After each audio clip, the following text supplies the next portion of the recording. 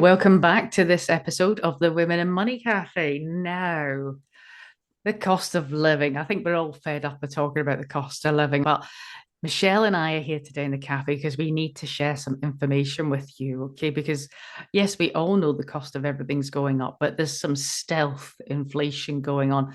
I tell you what, some of it is really sneaky and underhand. So what we want to do in this episode is we just want to make you aware of what some of the companies are up to, all right, and give you some hints and tips on what you can do to combat this stealth RPI. We might get a bit militant at some point because we've had the notion to start a campaign about some of this. We'll see how the episode goes as we roll on, but we'll share with you what we know. So, but for now, welcome back into the cafe. Michelle, how are you today? I am really good, thank you. And looking forward to doing this because actually doing the work behind this has made me a little bit upset. It's a bit of an eye opener, isn't it, Michelle?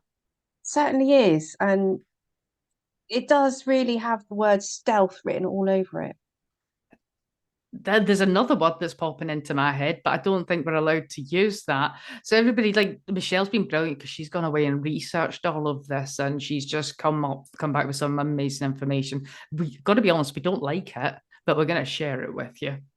Okay, so we know that inflation's been running really high. We know that the cost of everything's going up, be that food or your fuel or whatever. Just everything we spend our money on right now costs more than it did last year.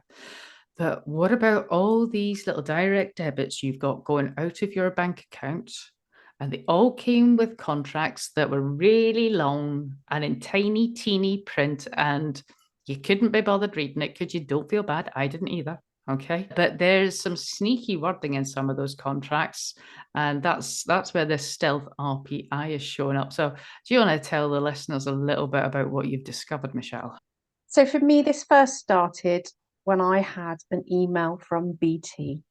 Well, I have my TV, phone, and broadband all with BT. Now, they are, I know, one of the most expensive providers, but where I live, we have fairly limited options with regards to technology down here.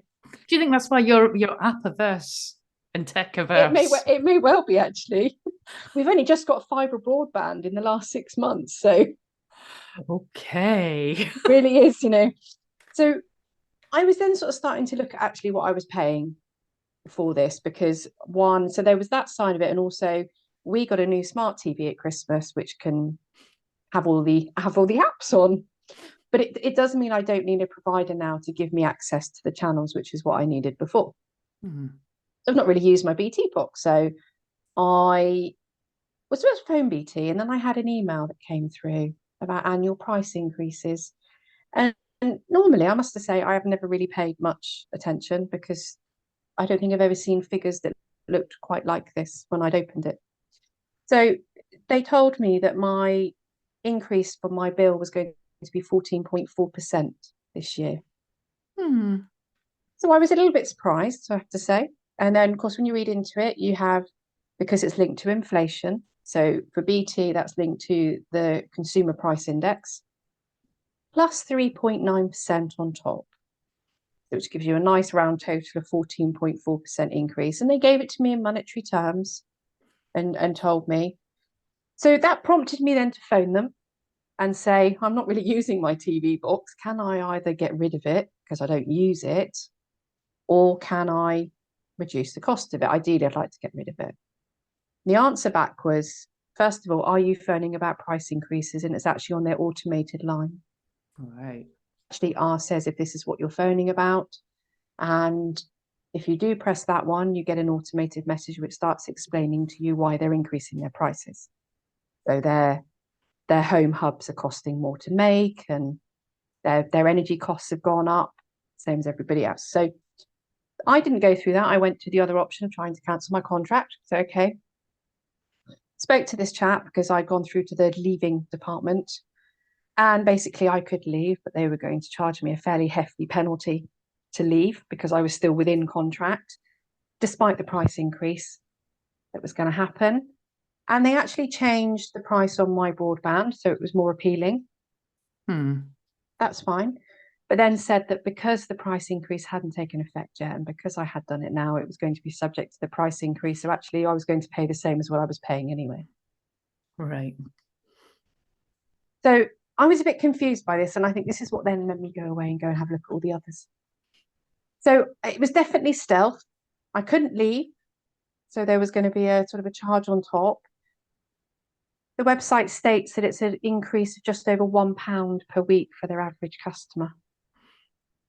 And is that your experience? No, unfortunately. No, I'm going to say there's nothing average about you, Michelle. Oh, thank you. I don't know if that's good or bad, but But yeah, I'm not buying that £1 thing a year. I'm not, no. Definitely not when I worked out what it will be on my average bill. Yeah. So let's just rewind a second there, because in amongst Michelle's story there's something that both Michelle and I are baffled. Right. We have Googled to death. We will be reaching out to other people to try and get an answer. But there's something we're really not happy about. Share with the listeners the discovery you made as you started investigating this. So when I started with BT, so I write the figure down on a piece of paper, and then I looked at O2, and then I looked at Virgin, and then I looked at, EE, all the other providers. All of them have a measure of inflation increase plus 3.9%. I'd really love someone to tell me where 3.9% would come from. Yeah. So let's use round numbers to keep it simple. Let's say inflation, the cost of living was going up by 10% over last year. So if you're thinking your bills might be going up by inflation, so you're like, okay, everyone's going up by 10%, wrong. A lot of them are going up by 13.9% because it's all this inflation plus 3.9%. And I think you were saying, Michelle, when you try to investigate it further, we can't find an explanation anywhere, except you did find one, didn't you, that suggested that it was to cover increasing costs. Yes, which as a financial planner, and as you'll probably appreciate, as a financial planner, that's what inflation is. Inflation is the increasing costs. So this 3.9 saying it's to cover increasing costs. Well, no, that's BS. And in the absence of any legitimate explanation for it, Michelle and I have reached the conclusion it's just profit. They've given inflation a pay rise for Yeah. themselves from our pockets. So this 3.9% is popping up all over the place, and they all seem to have agreed on the same figure. We will keep researching it, and if we find a definitive answer as to what's going on, we'll put it in the show notes. Or if you know the answer, then do get in touch with us and let us know. But I just find it a bit outrageous that while everybody's cost of everybody's bills going up a lot, and inflation is enough. Where's this 3.9 coming from that they decided that's not enough? We're going to charge you another 3.9. Not being funny, but that's nearly 50% of what the increase already is. And I think, when you look at all the providers, so Virgin, for example, so I've just explained to you, I couldn't get out of my BT contract regardless. And actually, the chap on the line went, well, you're going to pay it with all the other providers anyway. So what's the difference? So Virgin are the only provider to date that haven't had an inflation linked price increase within their contract. Mm.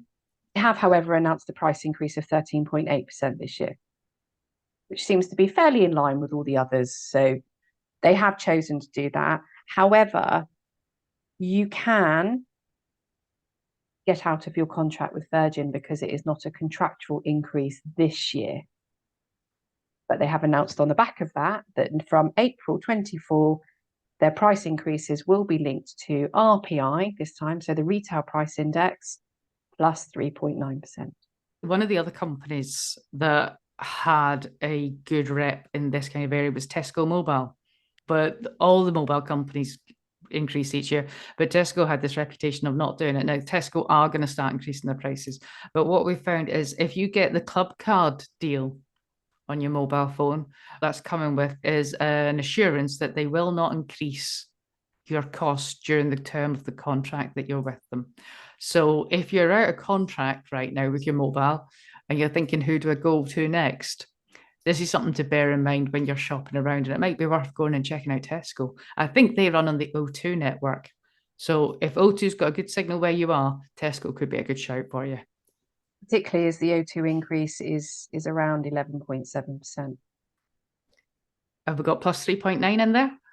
Oh, that includes the 3.9, Oh, because right. this is the other really important thing. And I think that, you know, we talk about inflation, so we all hear the year-on-year figures. So what it is year to date. So up to now is just over 10.5%. So if I give you an example, so BT Hmm. do theirs from December to December, and then they announce their price increase. So theirs is linked to the consumer price index, and that December to December is up 10.5%.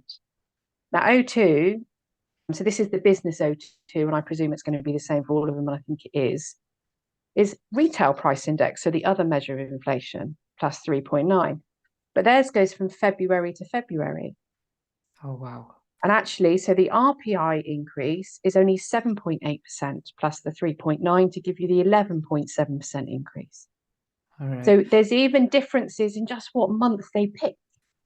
That's insane, isn't it? If you're sitting here and you're wondering why have we got two different measurements of inflation, right? So in olden times, we just had RPI and that did the job well enough. And then CPI got invented. Keep me right if I get any of this wrong, Michelle. CPI got invented because then we thought, well, they'll give the Bank of England a proper job and we'll make sure they're not influenced by government. And the proper job is to make sure that inflation doesn't go above this amount. Okay, well, we need a fancy way to measure inflation so that it makes it look like we're hitting the target. And we'll call this one CPI, Consumer Price Index. And it's just, they're both measuring a basket of goods. It's just they took some out of the CPI measurement to make it easier for them to hit the target. That's a really cynical view of why we've got two measurements of inflation, but I don't think I'm wrong. But interestingly, Virgin's announcement that they will be using RPI from Mm, April next year. And in the article that I read, they state that they've used RPI because it's generally lower than CPI. mm. That was quite interesting. They're actually picking which one to make themselves more favourable over other providers. It's good enough for the Bank of England. Yeah. It's good enough for providers. So I think if you are in this situation, it's as well doing some digging because even within each company, the increases that they're imposing, they're not across the board on everything. So one of the bills I have is Sky.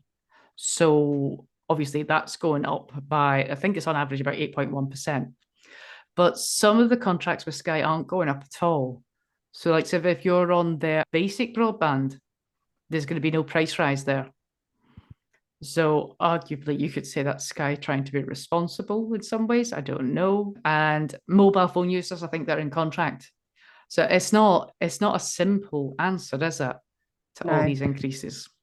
And then some of the providers, to be fair, so BT and Virgin do make it clear that if you are classified as what they would call a vulnerable customer, or you have what they call their essential plans, the increases are either not there or much lower because they are trying to protect vulnerable customers and making sure they still have access to services. So that is stated on both their websites. So that is good to see. But as you say, you can't just assume because you see a headline figure that that's what's going to apply to you. You need to do a bit more digging. And then just anecdotally, I was speaking from someone at Sky the other day, and I think this episode's going out in March. What they were saying to me is that if you're with Sky and you're stuck with them, get in touch with them in April because they might have things that they can do to help you. So I guess one of the big things I would say here is checking if you're in contract with someone. Because if you're out of contract, then you've got all the power. Because yes, the prices are going up everywhere, but these people, they want to win new customers and they're constantly trying to grab land off of each other and retain you. So it's getting in touch with them and haggling. And the stories that I've heard from chatting with people is one of the best approaches is just to go on the phone and just be really honest, like, I can't afford it anymore. I really can't afford it, and they will bend over backwards to try and keep you. And you should probably see quite a hefty reduction, or you could just go elsewhere. But more than ever, it's time to start negotiating with them. Oh, definitely. And I think we're all very well guilty of the same thing of not realizing when our contracts end. And I think it is important because I have to say, when I phoned B, I didn't know when my contract ended because I have got three different contract dates for three different services. Every time I make a change on one of them, your contract renews. So it's also being aware of that. So when I changed something on my broadband, they renewed my contract for 2 years. Now, that was something that I had bypassed, not really even considered, and it wasn't until I wanted to do something I realized. So it's just being aware of what terms that puts you in, how long that may last for. All right. So one of the things that I always do is, so I've got it in my phone for my broadband and things like that. I put the renewal date in my calendar, so it reminds me like a month before to start shopping around for deals. That's really powerful, I think, for having the power of knowing. Whereas it did make me actually go, that's something I'm not very good at. And actually, I should know, because I'm now in a position where I can't change something because the provider doesn't want to play ball with that. And I'm still in that contract and I agreed to that contract. So it's just being really careful about what you're agreeing to when you do anything. You might be thinking you're phoning up to make a very simple change. What does that actually mean? Yeah. I think the other top tip as well is they must hate it when I phone them up. I'm really good at haggling. So I kind of, before I pick up the phone, I've got an idea of what price I want. Because one of the other things I'll do as well is I'll go onto the cashback websites and I'll see what deals there are. Yeah. So then when they're coming at me with the price and it's close to what I want, I said, yeah, but see if I do it through Quidco, I'm getting £85 cashback. Can you do anything else? So it's just arming yourself with all the facts before you go on the phone to them. This is all kind of the utilities we're talking about here, which is obviously your phone, your broadband, and your mobile and TV. So is there anything else in those areas that's come up for you? So the other thing was your streaming services, because there are so many of them out there now, and they do all add up. When you add up your £7.99, your £8.99s, and your £9.99s a month, they are, and most of us, as we often talk about Netflix. We have, my children like Disney Plus, but it was quite interesting when you look at the price increases. So they don't appear to have inflation-linked price increases, but they do generally increase their prices. So Netflix last year, and I have to say I missed this one, and I have Netflix, increased their prices. Depending on what plan you had, that increase was between 10 and 16%. That's hefty. That's hefty, and I think I didn't probably pay attention because it comes out of my bank, and I just didn't even. They'll have sent you an I email. You probably had didn't an read email. it. Yeah. Yep. And then the other one is Disney Plus. So that's obviously, it's really big in the UK now, as it has been the last sort of 1 to 2 years. And in the US, Disney Plus announced price increases in December, just gone. And they have now said that that will be also applied to their international business. So we are likely to have very similar increases. And it has been quoted that the price of Disney Plus is likely to go up from £7.99 per month to £10.99 per month. Now, if you go, well, that's just £3, fine. But on a percentage basis, that's 37.5% increase. So if that's £3, and then let's say Netflix want £3, let's say Amazon want £3, and then somebody else wants £3. It's like the reverse of, we had the episode on atomic habits and just doing small amounts because it makes it manageable. These companies are doing the same right back at us. Definitely. It's death by 1,000 cuts. And when you put that in the context of all the other increases, and they're all done at different times, so it is still that stealth. It's not like frog, a one isn't hit. it? Yeah. It just sort of appears. And I think, Amazon put their price out, and I know they kept their price the same for many, many years for Amazon Prime, but I think they increased theirs. So, like you say, these aren't automatic. These can be one-off and can be quite hefty. And at a time maybe where you don't have the spare resources to cover them all. So again, just thinking about what you need to have or want to have. No, I think that's a good point. So, like to the streaming services as well, it's like you're not contractually tied into them, so you do have a bit more flexibility. So that probably makes them a little bit more nervous about putting prices up. So it's maybe just now's the time to sit down and ask yourself, what do I actually use? And do I need that? Now, I found myself in the strange position of having demonized the utility companies. I'm really annoyed about the 3.9, of saying financial services is actually covering itself in glory at this point. Michelle and I started talking about this a couple of weeks ago. I was like, oh yeah, I had a letter from Zurich. I had a letter from so and so. And I've got some life cover with Zurich. And it's the kind of life cover I got, it goes up each year by inflation. Now, I did this on purpose because I wanted the amount of cover to keep track with the cost of inflation so that if when I die, it's a meaningful amount of money that's left. And I did the same with Vitality, who my income protection's with, and they wrote to me as well.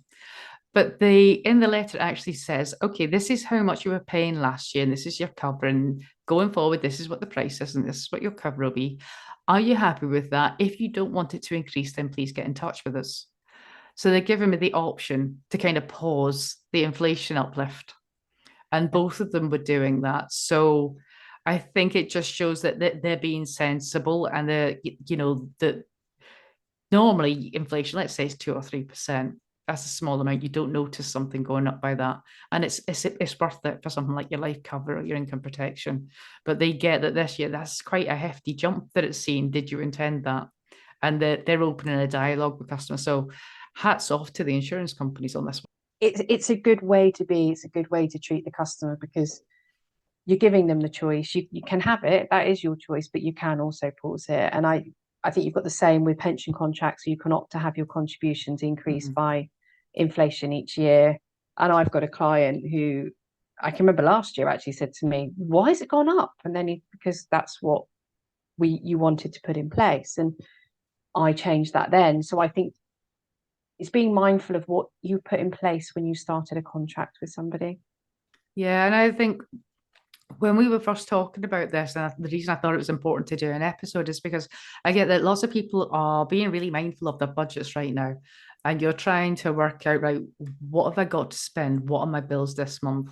And like, you might have the most beautiful budget in the world ever, and it all makes complete sense. And then these sneaky devils come in with the RPI or CPI or whatever the heck, plus the 3.9%, and it's just blown your budget out of the water. So it was just to kind of give you a heads up that all this stuff is in the pipeline. Well, I added up the increases that are being applied to my usual monthly Mm. expenditure, and I'm in excess of £100 a month, Wow. which is another expenditure item on its own. Yeah. And it actually makes you think, and you go, hang on, do I need all of this? Okay, if you do, that's absolutely fine. But it's just, it makes you think. And it wasn't until I sat down and added them all up individually, as you say, it's those small numbers all adding up. Mm. Okay, this is what it's actually costing me. And it's not something we do naturally. We don't think about it. We think of everything in isolation. I think that's really powerful what you've just said there. It's a budget line on its own. Yeah. And the thing is if you're zero budgeting or you just don't have that much money, to be able to afford the £100 worth of increases, something else has to go. I mean, I've got, we've talked about budget, ways in the past, but there is also, so my husband, for example, leaves money in one account to cover his bills and then moves money out to another. It didn't even occur to him till we had this conversation he was going to have to leave more in that account and then move less to the other one. And he was like, why? Mm. This is why. It's nothing that you've bought, it's nothing that you've done. It's just an increase that's being applied. Well, it's like I do a standing order over to my bills account each month. So that will have to go up. To cover, yeah, because otherwise you're going to end up, you have a deficit, and then you're going to, you're only just going to you feel down about yourself then, don't you? And I think it's about Yeah. making it. So I think that's it. We don't want anybody to feel bad when your budget goes a bit screwy. It's not your fault. It's all these companies with their weird and wacky price increases and some of this sneaky 3.9. Not happy about that. Can you tell? Definitely need to find out because it's been bugging you and I completely. So You can't put it up by inflation, then another bit because of the cost of things. Because inflation is the cost of things. having your cake and eating it, isn't it? Is it? It is, and the cherry on the top as well. I tell Oh, you what, if there's definitely. anybody works for Virgin or any of the other companies, don't mean to single Virgin out. If anybody can give me an explanation as to why this 3.9% exists, I would love to hear it. It would just be interesting. And okay, if there's a basis behind it that can make sense, that's fine. But at the moment, I can't see one if it's an inflationary increase.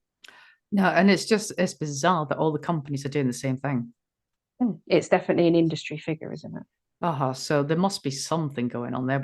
They're not telling us what it is, but it's our money that we're taking. This is the thing we might start a campaign about, but we're quite annoyed about it. Also, all happening at a time where we are losing some of the support for our energy bills, so our gas and electric bills, and the price cap is changing, so it becomes even more important then because do you realize what you're spending on your streaming and all the nice things that you want in life when you know your energy bills are going to go up? So just being aware, I think awareness is the biggest factor in all of this. Yeah, and I think that's it as well. Obviously, there's a change in the price cap coming in. Yes, the wholesale price is coming down, but and you think, okay, but we're getting into summer, I won't be using as much, but we're still going to have to keep our bills pretty high through spring and summer so that we've got that cushion to get through winter again. Definitely. I don't like looking at mine. I put the I put the meter readings in, and and I think that's the same for everybody. All my friends, I think we're all the same. You cannot sort of believe, how much the prices have gone up. I think we've had the conversation before, you and I, Julie, that my water bill is going Oh yeah. up, my council tax bill is going to go up. So there is nothing which is escaping, and I'm really upset with Julie because Julie's water has worked differently in Scotland. So what we've established is, Michelle, you need to move to North Lanarkshire, where it is super cheap to live in comparison to where you are. Now, the quick one on the energy one, okay, because we were doing an episode on habits. I got another habit I need to share with you that I do. So we were talking about going into the banking app. So I go into my energy app. And so I just check on the statement to see how, because they just take the direct debit. You don't normally think about it, do you, until like the last 12 months, and you do think about it. And I just go in to have a look at, because I'm with Bulb Stroke Octopus. And on the page where it actually gives you how much you're spending on gas and how much you're spending on electricity, it tells you how many units you used. And then it tells you how many units you used in the same month last year. Yeah. So I'm just keeping an eye on that, and I'm playing a game, but I'm trying to get my units slightly less than they were at this time last year, just for fun. I like that because it's giving you that awareness again, and it is making it fun. Well, I'm having smart meters fitted in 2 weeks' time. So that will be quite interesting because then I'll have the little thing in the house which is showing me how much is being used. So my children are dreading it, by the way, because they think I'm just going to go and I turn everything can off. I can see this turning into a thing in your house. Are there going to be like leaderboards and scores? And I'm going to go around and switch things off and see what difference it makes. I've got a client that did that. She said I asked her, "What's the thing that would shock me most?" She goes, "It's the kettle. It's the kettle." I'm like, okay. Someone who works from home most of the time, that's a fair amount. Aye. All right. Well, keep us updated with what happens when the water meter gets installed. It No, it's will. not water meter, it's the energy, isn't it?